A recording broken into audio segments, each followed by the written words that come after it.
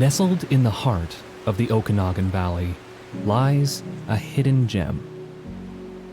An engineering marvel that shaped the agricultural landscape of Oliver, British Columbia for over a century.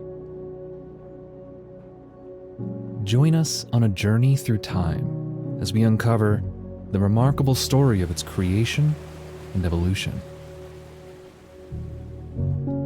This semi-arid desert region, transformed by an irrigation canal, blossomed from a small mining area and ranch land with a few settlers into a flourishing fruit-growing oasis.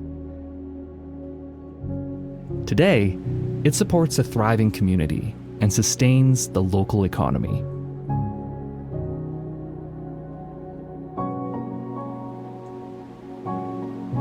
This is the story of the ditch, and how the Oliver Canal evolved from an irrigation ditch initially carved on the backs of Canadian World War I veterans,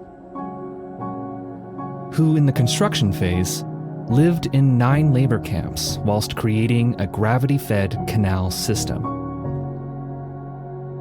that to this day sustains agriculture, supports communities, and embodies the spirit of cooperation. Along with the remarkable story of its origins, construction, and evolution of the ditch, we'll explore a rich and fascinating history about its impacts on Indigenous land ownership, wildlife, the local community, and agricultural practices. We'll recall a captivating story of ingenuity and perseverance through the foresight of the visionaries who built it. Learn more about the significance of this region's past through the men who lived to tell of their work and involvement over more recent decades. And how a dry and arid landscape, complete with antelope brush, prickly pear, and rattlesnakes, transformed into a prosperous agricultural community. Let's begin with the backstory. From more than 10,000 years ago, long before European settlement happened, the indigenous Syilx peoples occupied this land. Agriculture and crop growth were difficult due to a vast arid landscape with dry, hot summers. Settlers began arriving in the 1800s, which led to an increased demand for water resources to support agricultural activities. The first record of water irrigation in the South Okanagan dates back to the late 1800s. Chung Wu, a Chinese man living along the Okanagan River, built a water wheel beside the river to irrigate his vegetable garden. Crops he sold to the nearby mining towns of Fairview and Camp McKinney. His venture was short-lived due to a flash flood that destroyed his water wheel. The end of the First World War era was a difficult time for many Canadians. Surviving soldiers returned home impoverished, unemployed, and often homeless. BC Premier John Oliver believed something had to be done to support returning Canadian veterans. It was thought the construction of an irrigation canal would not only provide jobs for them, but also create new arable land that would be made available at a discounted rate, providing them with the potential for a steady source of income and a place to call home, whilst contributing to the ability of BC to produce fresh food in the post-war era. This plan became known as the South Okanagan Lands Project, SOLP, and was enabled by the enactment of the Soldiers' Land Act, passed in 1918. Much of the lands purchased by SOLP originally belonged to Judge John Haynes. Land, including his and Chung Wu's holdings, was then acquired by Penticton rancher and Irishman Thomas Ellis in 1895. Thomas, known as the Cattle King of the Okanagan, used the land to raise more than 3,000 cattle. In 1904, Thomas Ellis sold this land to the Shapford brothers, Walter and Lytton. Their original idea had been to use this land for orchards supported by irrigation. However, after the failure of their apple orchard in 1910, they abandoned this plan and turned to raising cattle instead. This land was purchased by the province in 1918 under the Soldiers' Land Act, and, in the ways of the time, without the free and proper First Nations consultation.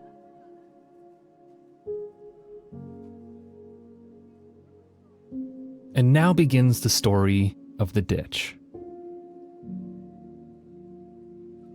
In 1919, a land survey was commissioned to map the intended location of the canal. And after mapping the line, the big ditch was to follow south of Nylinton, McIntyre Bluff, to the border.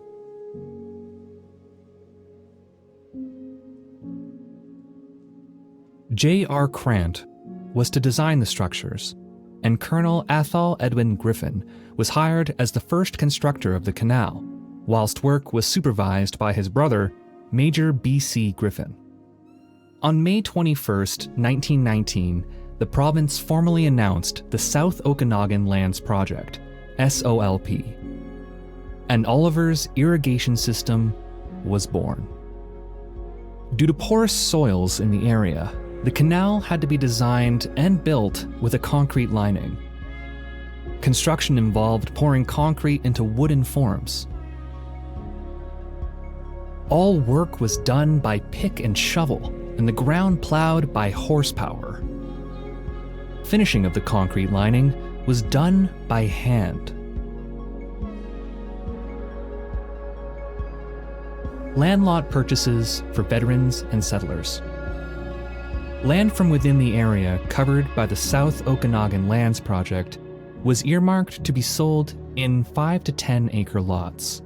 Veterans would receive a 10% discount on the purchase price, requiring only 10% down, a $500 rebate after 5 years, a beneficial $6 per acre for land irrigation, a 6% interest rate in the first 5 years, falling to 4.5% for the next 10 years.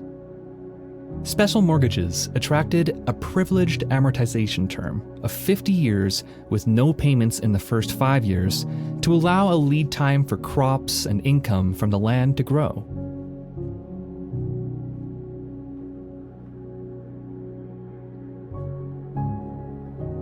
While the government's main objective in taking over and developing the land from McIntyre Dam to the border was to provide homes and work for returning soldiers, it was soon realized that only a small portion of the land would be taken up by veterans. Consequently, the government opened the purchasing of 5 and 10 acre lots to a wider pool, hoping that they would work and settle there. The first plot of land was sold on March 4, 1921, for $330 to $400.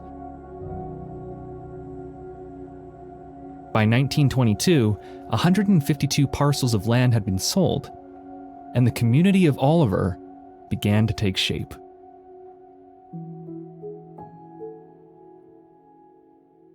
During the construction of the ditch, the government set up engineering camps along its route from McIntyre Dam to Suyus Lake.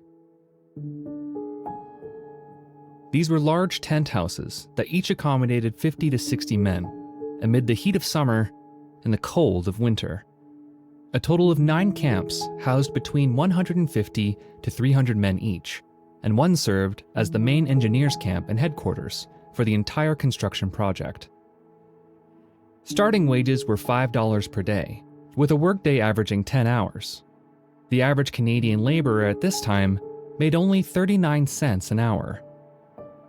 However, as of June 1922, the ditch workers had to pay $1.25 a day for meals, meaning that each worker was now only taking home $3.75 a day.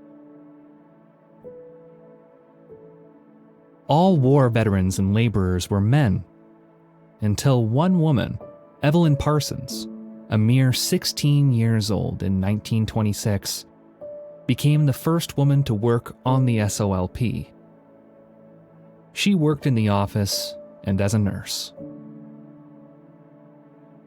In 1921, a gravity-fed concrete diversion weir that drew its water supply from the Okanagan River was completed at the foot of Nilinton, McIntyre Bluff. Due to the topography of the valley, it was impossible to construct the canal at a high enough elevation to serve all the lands by a gravity system. So, in 1922, growers who had crops above the canal had pumps installed to pump water through the pipes to their crops by way of furrows. Power was supplied by West Kootenay Power and Light Company.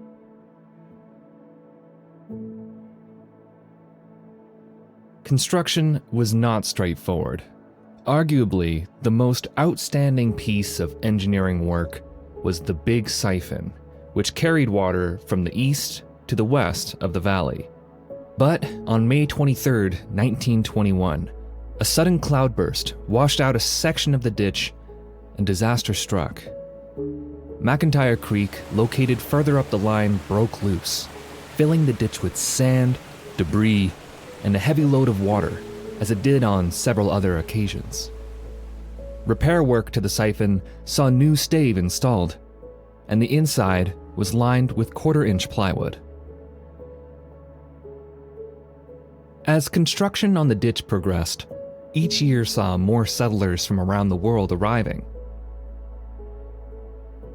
The area began to blossom with fruit orchards and vegetable farms, quickly boosting the district's economic growth. By 1926, sprinklers became part of the system. By 1927, the ditch irrigation system was completed at 25 miles long and between 1 and 2 miles across the valley. It consisted of the concrete diversion dam, 20 miles of concrete ditches, with an average slope of 1 foot vertical for every 4,000 horizontal feet. 27 flumes, totaling 3 3/4 miles in length, the large wood stave siphon, and 7 spillways to control the flow in various sections of the canal, which initially would provide domestic as well as agricultural water. Nowadays, only Flume 3 remains. Maintenance was entrusted to ditch riders, who were hired to monitor canal operations on horseback, riding from one end to the other to ensure proper water distribution. They did this by using concrete measuring boxes and weirs to accurately allocate water to each grower's plot of land. They were engaged looking for leaks, clearing trash racks, monitoring water and flow levels, preparing for and preventing hazards, and maintaining and operating the pumping stations and distribution systems. More recently, ditch riders became known as rural water operators. Primarily in winter when the canal was drained, project and cleaning crews were hired for maintenance and improvement work. There were issues with wildlife getting trapped in the canal. Deceased animals were rolled into a nearby chasm that became known as Death Valley, mostly due to the pungent odor. Farmers would continue to use this location to dispose of expired livestock. Eventually, deer walks or animal escapes were designed to aid animals in freeing themselves. And in the 1950s, cattle guards were installed to prevent livestock from wandering into the ditch. With these new preventative measures in place, Death Valley faded into history.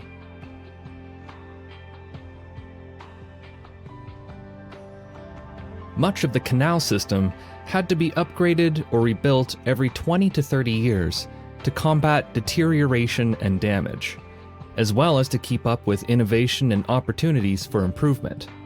However, portions of the 1920s canal lining can still be seen today.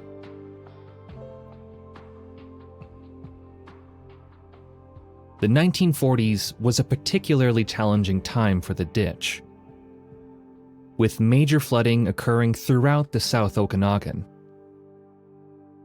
The Okanagan Flood Control Project was conceived in May 1942 to combat this, but with limited effect. On May 23, 1948, water tore down the canyon east of McIntyre Flats, carrying with it tons of sand and debris that filled a portion of the ditch. A day later, another occurrence impacted a different portion. Combined, the disastrous flow damaged 7 sections of the canal. While repaired and back in service in a couple of days, the creek was in spate again on May 27th, filling a quarter of the length of the big siphon with debris. Challenges continued throughout the 1950s. From 1952 to 1958, the new focus of the Okanagan Flood Control Project was to straighten out the Okanagan River between Vaso and Osoyoos Lakes to mitigate the flood risk. This project straightened the river and contained rising waters during spring melts. It lowered the water table several feet, reducing the threat to the above-ground Big Siphon and of flooding to low-lying agricultural land.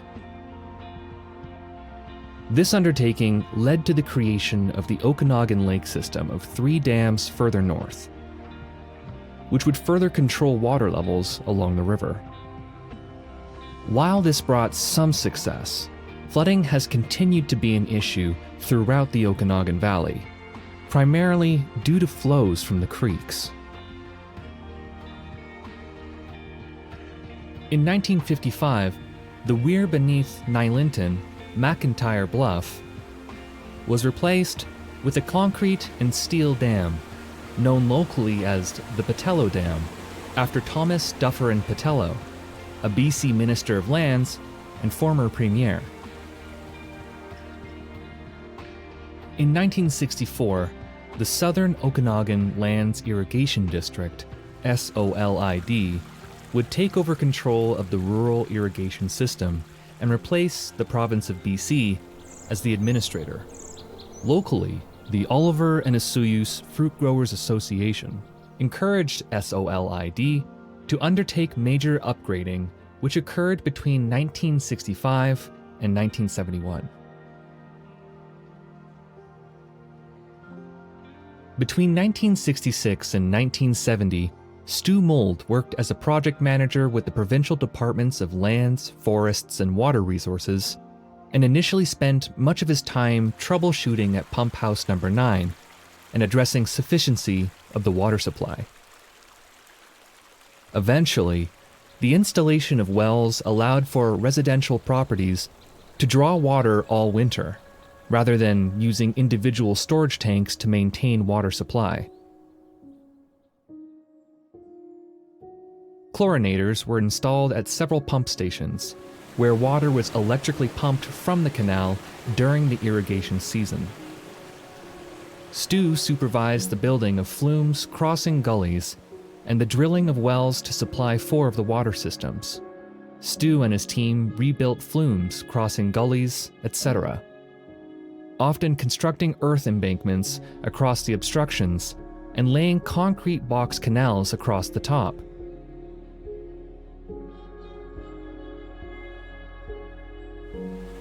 In 1966, they replaced the overground wooden stave Big Siphon with a 60-inch diameter steel piping buried beneath the ground. The buried section was replaced with a pipeline laid inside the original pipe. In 1990, by order of council, SOLID was dissolved, and the village of Oliver assumed responsibility for the rural areas of the irrigation canal, adding to the municipal areas they already managed.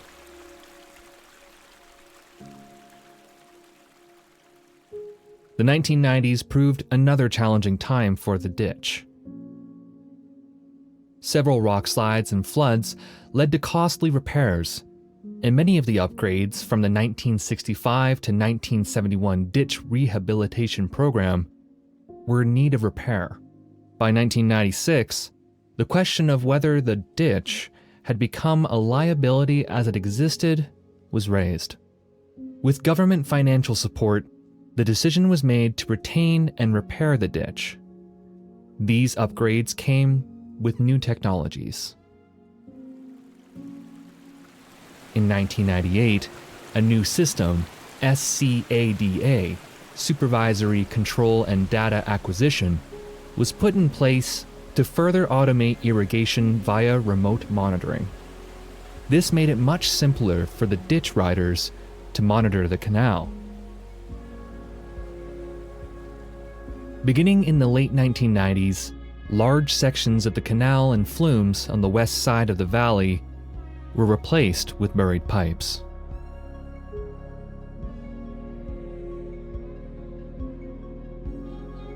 Here is a map that shows the 7 individual irrigation systems, each servicing their respective neighborhoods. Of note is the Fairview Irrigation Pump Station, which sits right on the edge of the canal at Road 5 and supplies canal water to the surrounding rural properties. This was the only system which, when constructed in the 1960s, was equipped with a twinned water supply. This means there were separate pipes for domestic and agricultural use. These separate pipes used wells for the domestic water and the canal for the agricultural water.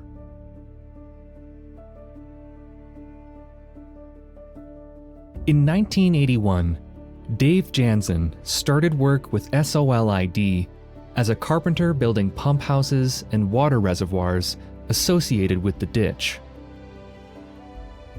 In 1990, when the work of SOLID was taken over by the town of Oliver, he continued with them as a carpenter, doing building maintenance, including repairs to pump houses on the ditch. In the mid-1990s, Dave took on the additional role of relief water operator, formerly known as ditch rider, to do routine daily checks and maintenance. While he didn't work on replacement of any flumes, he recalls that number 3 is now the only remaining flume and sits on OIB land just north of where the ready-mix concrete yard in Oliver is now. Dave was instrumental in the remediation work done in the mid-1980s, when mud, debris, and rocks flowed down Tinhorn Creek into the canal.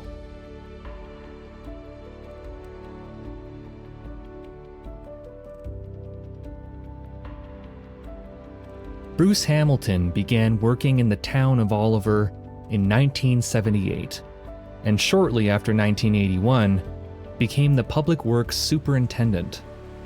When the province dissolved SOLID, January 1st, 1990, the village of Oliver took over, and the canal became the responsibility of the Public Works Department, which Bruce led.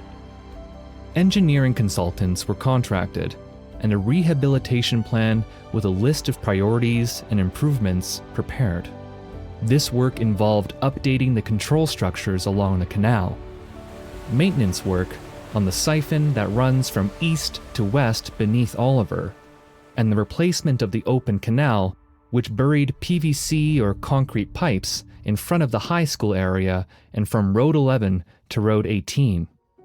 All remaining flumes, except for Flume 3, were replaced with underground pipes, including 1,000 feet of 48-inch diameter pipe in place of Flumes 6 and 7. Much of the concrete lining of the canal was replaced, and the use of polyurethane sealant replaced the tar that had been used as joint sealant for the preceding decades. Gallagher Lake was the site of frequent problems for the ditch canal system. Over the years, this section has undergone many changes as a direct result of rock slides. It's estimated that there were between 20 to 30 rockfalls per year at Gallagher Lake, several of which caused damage to the ditch and flume number 1. In July of 1983, during a heavy thunderstorm, large boulders plummeted off the bluff and onto Gallagher Flume below, smashing through the protective covers and tearing out 20 feet of galvanized metal sheets. These rockfalls are the result of the extreme temperature changes in the Okanagan Valley. In 1998, the Gallagher Lake Flume was replaced with a 78-inch diameter concrete pipe to address repeated rockfalls there.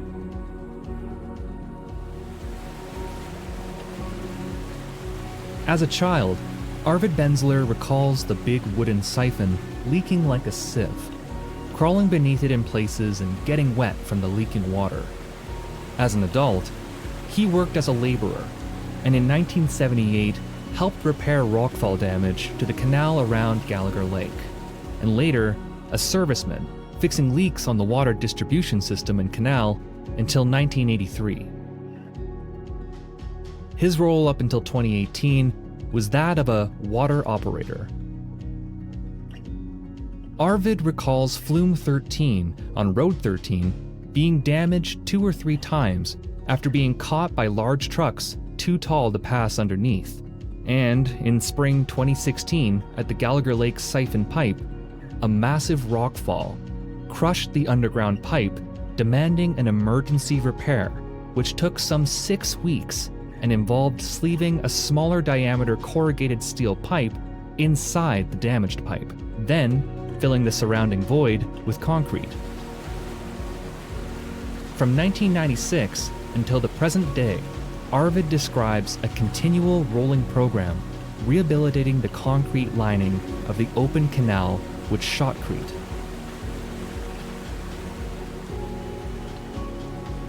In 2009, 170 meters of canal between McIntyre Dam and McIntyre Creek was replaced with concrete box culverts to accommodate the 4-line widening of Highway 97.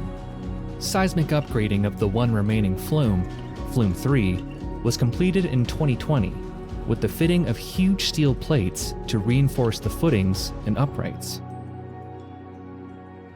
By 2020, to mitigate further rockfall threat to the operation of the canal at Gallagher Lake, construction began on the $11.4 million Gallagher Lowhead Siphon Pumping Station, and this was commissioned for operation 2 years later in 2022.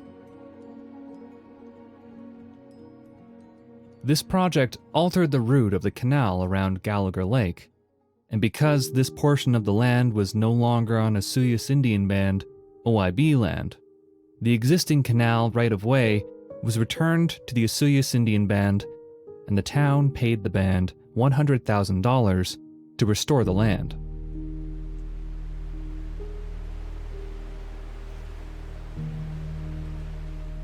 These changes over many years altered the ditch canal in such a way that it was no longer a fully gravity-fed system, as additional pumps supported periods of high water demand.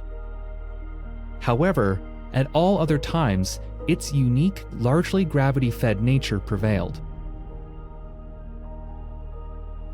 Over a century after its creation, the ditch continues to impact not only the physical geography of the South Okanagan Valley, but also its people and wildlife.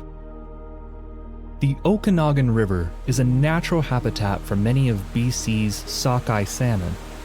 With the combination of the straightening of the river and the construction of the dam and canal, this native species was negatively impacted in ways no one understood, affecting the cultural life of the First Nation.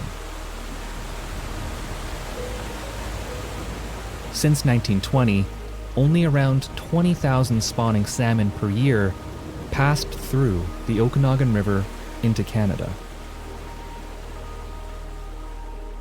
Stu Mold worked as a consultant for the Okanagan Nation Alliance, starting in 2001, seeking to improve the situation for the survival of the sockeye salmon in the Okanagan River.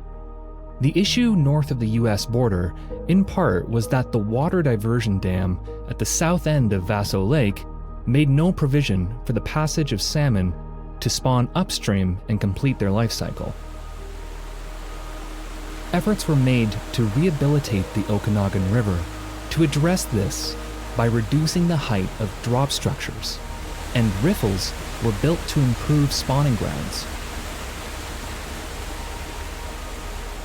Connected portions of the old river channel to the new channel and the dams at the end of Vaso and Skaha Lake were modified to allow for fish passage. An automated fish screen was built at the dam, diverting water into the canal near Nylinton, McIntyre Bluff. Between 2001 and 2021, sockeye numbers increased dramatically to 350,000 fish per year, but legally authorized fishing within the US portion of the Columbia River system hugely impacted the salmon stocks during 2022 and 2023, with numbers plummeting. Although during 2024, a record number of salmon were observed within the river, likely bearing testament to the success of the work of the Okanagan Nation Alliance and partners. Notwithstanding its benefits, the ditch demonstrates the negative impacts of colonialism. According to a 1920 Incomeep research survey in relation to the ditch, its construction highlighted an inability to deal with the Indians. And by 1925, this conclusion appears to have been shown correct by the development of the canal across indigenous lands without informed and free OIB consent. Although indigenous land was being used for the canal, it was not until 1968 that those living on the reserve were allowed to use the resulting irrigation for their land. In 1994, the OIB sought to tax the town of Oliver's use for their reserve land for the canal. However, in 1996, the town objected this taxation. The lower courts ruled in favor of the town of Oliver, which meant that the land was not subject to OIB taxation, and that the province and town had a right to use the land, even though consent had not been secured.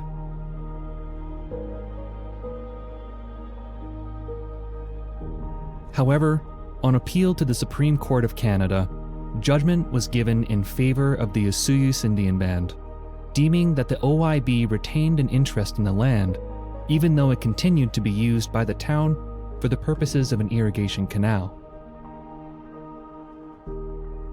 An irrigation water supply agreement was signed between the town of Oliver and OIB in 1997.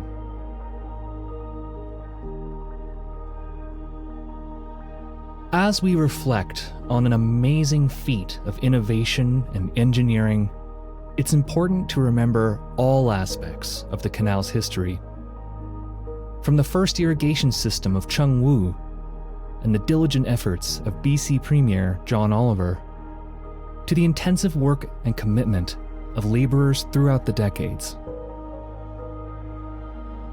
What began as a mission to aid returning World War I Canadian soldiers and boost post-war food production enabled the small fledgling settlement, by then named Oliver, to grow into a larger community capable of supporting its increasing population.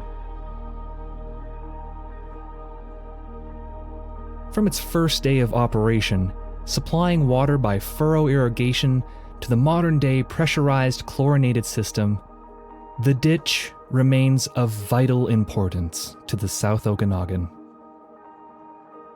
While it may appear relatively insignificant to the average person passing through the town, it is the reason they are able to stop and stock up on famous homegrown fruits and vegetables,